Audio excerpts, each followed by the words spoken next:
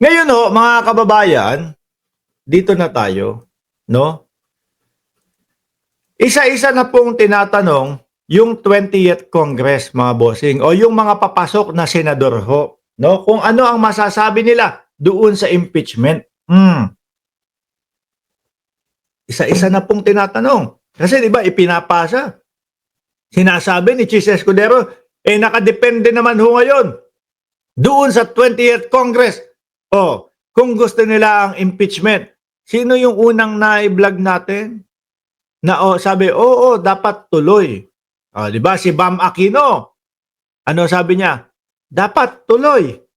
'Di ba? Dahil nasa konstitusyon 'yan. Ngayon naman po, Senator-elect Erwin Tulfo sa impeachment ni VP Sara. Bakit hindi? Bakit hindi nga naman itutuloy? Lahat po 'yan nasa konstitusyon. Na kapag ka 1/3 na nga ang Kongreso na pumirma, dapat tuloy na sa paglilitis. No? Tuloy na dapat sa paglilitis. Ito lang naman ho mga ano natin, mga senators lang naman ho natin yata ang may problema, mga kababayan. Bakit po? Biruin mo, ano ang sabi ng konstitusyon ng Pilipinas? Dapat tuloy agad-agad. Wala nang cheche-boreche. Kapag kapirma, ipinasa sa inyo, ay upuan mo na agad-agad. Pero parang ang forthwith po sa kanila, mga kababayan, lalo na kay Chis Escudero, ay 4 months. Di ba? 4 months, mga bossing. Biruin nyo yun. Sabi ni Ma'am Brenda Barton, nagrereklamo si Ma'am Brenda Barton. Sabi, DDS siguro yung iba dito. Meron tayong 1,373 na nanonood. Tapos ang like lang ay 259. Gagalit sa inyo si Ma'am Delia Barton. Siguro yung 1,000 DDS. Ano? Kaya hindi nagla-like. Senator-elect Erwin Tulfo sa impeachment ni VP Sara. Bakit hindi? Dapat tuloy. Galangin yung konstitusyon. Biruin nyo ho, mga kababayan, ha? Majority na ng mamamayang Pilipino ang nagsasabi, dapat tuloy yan. Di ba? Dapat tuloy yan. Dahil yung nakasulat sa konstitusyon, shall forthwith into trial. Agad-agad, litisin. Bakit hindi yun yung sinusunod ninyo? Bakit iba yung sinusunod nung Senado ho, mga kababayan? Meron silang sariling konstitusyon. Ano ba yan? Chis Constitution? At yaan ang sinusunod ninyo? Wala naman po sa konstitusyon yung remand na ibalik sa Kongreso. Wala namang ganung option, kundi ang nag-iisang pagpipilian, hindi naman pagpipilian, yun dapat ang gawin, which is shall forthwith into trial agad-agad. Sabi ni Buggy Arellano, Mark, baka ang pagkakaintindi ni Chis sa forthwith ay 4th month. Tapos iiwanan tayo nung Senado. Respetuhin nyo o galangin ninyo ang pasya ng Senado o ang pasya ng Horado. Ganun lang ho. Biruin nyo, mga kababayan, sa gigil na din ho ng taong bayan. Ang ginawa po, pati po yung mga malalaking universidad, nagsalita na po, mga bossing. Nagsalita, kulang na lang nga po sabihin kay Chis, bakit iniiba mo yung yung definition ng forthwith? Di ba? San Beda, UST. Ano pa? San Beda, UST, UP, De La Salle University, at De La Salle Ateneo, at iba pa pong malalaking mga universidad, pati Adamson, pati Makati Business Club. Gusto nang isampal sa mukha ni Chis Escudero, forthwith nga, shall forthwith into trial. Pero, pinakinggan ho ba ni Chis Escudero, mga bossing? Hindi. Wala nga siyang komento dyan, mga kababayan. Bakit to? Pag kinumentohan niya, hahaba. Pag nagsalita siya, hahaba, lalaki. Letran, kasama din. Sabi ni Ma'am Del Rose. Pag lumaki, humaba, lalo lang madidikdik sa kanya yung shall forthwith. Which is nakikita naman po natin, iniiwasan niyang salita ho yan, mga bossing. Di ba? Iniiwasan niyang salita yan.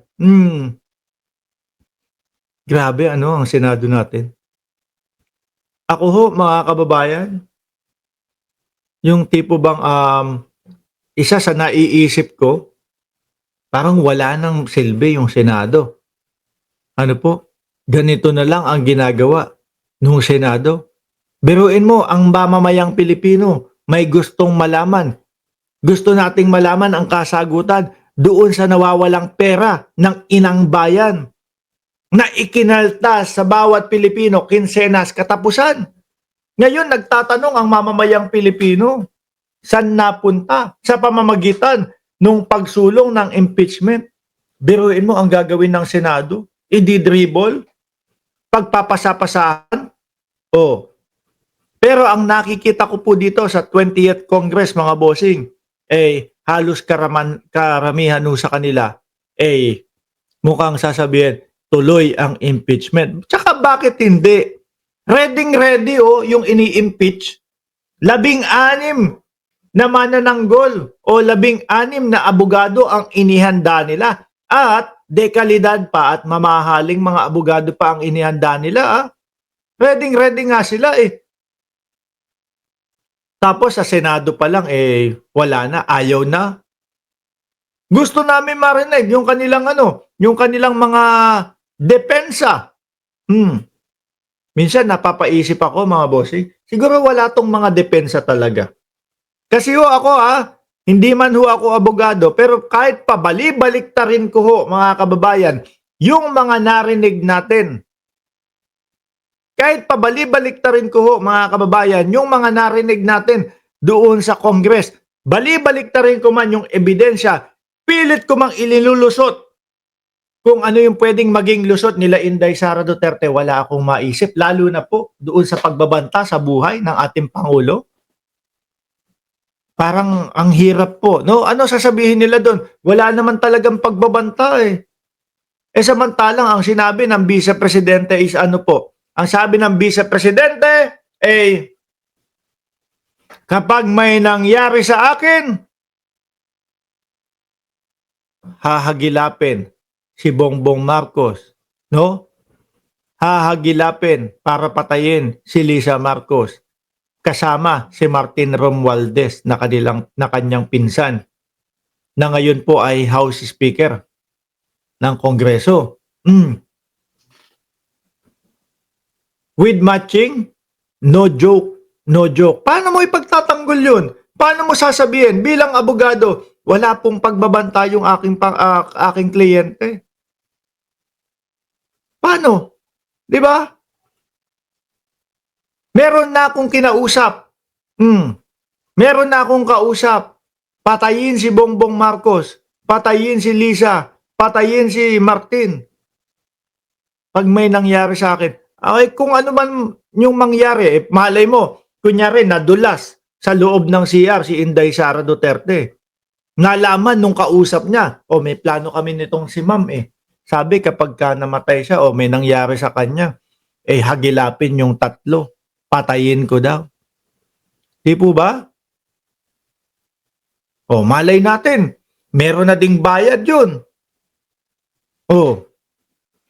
Pwede. Kasi hindi naman papayag yun nang walang bayad. Di po ba?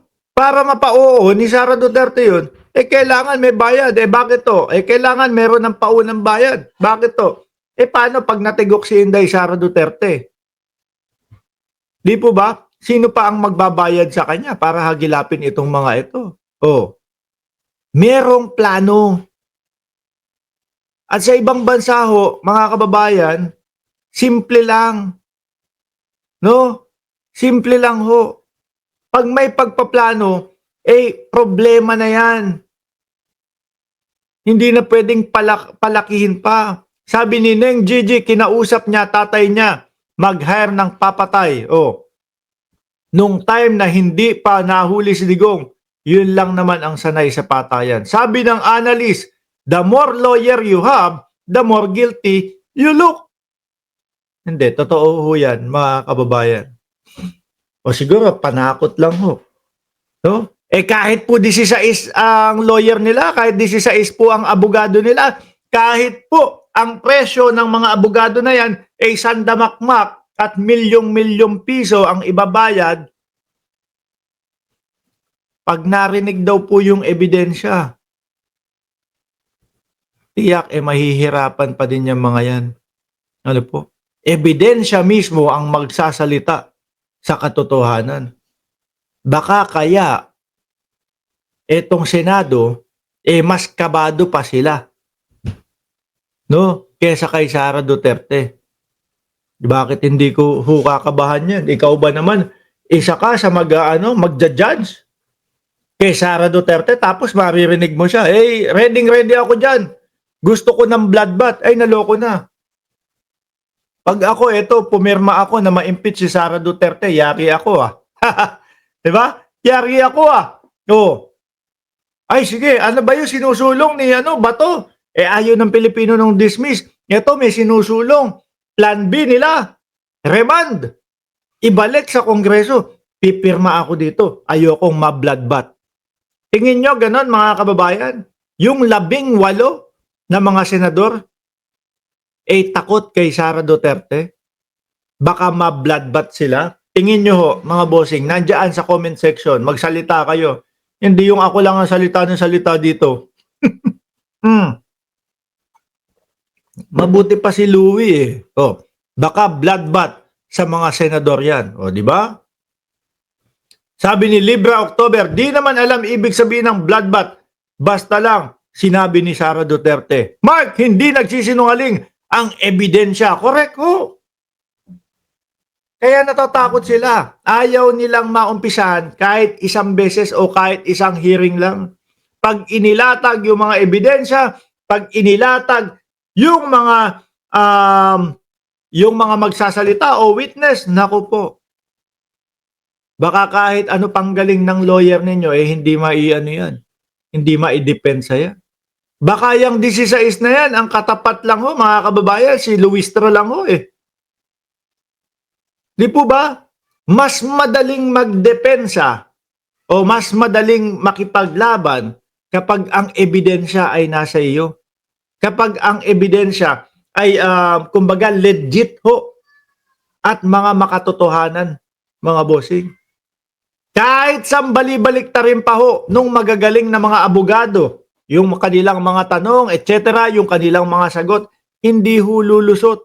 Mahihirapan po. Dahil mismong tunay yung nakalapag doon sa harapan nila.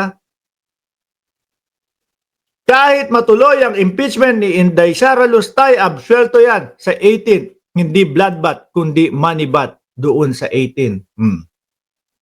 Yun nga lang ang nakakalungkot dito. Ano po? Sabi, di ba? Sabi ho, di ba mga kababayan na yung 18 senador. Ano sabi?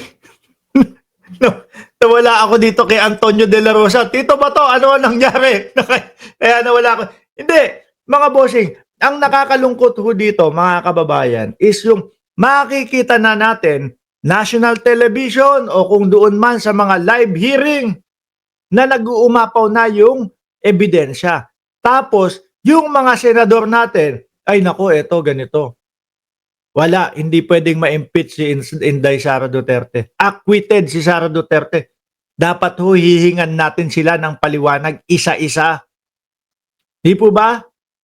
Para hindi naman po tayo mapalusutan nung kagaya ng Robin Padilla na ang tanging masasabi lang ay acquit si Inday Sara Duterte. Bakit inacquit? Friend ko yan O, di ho ba?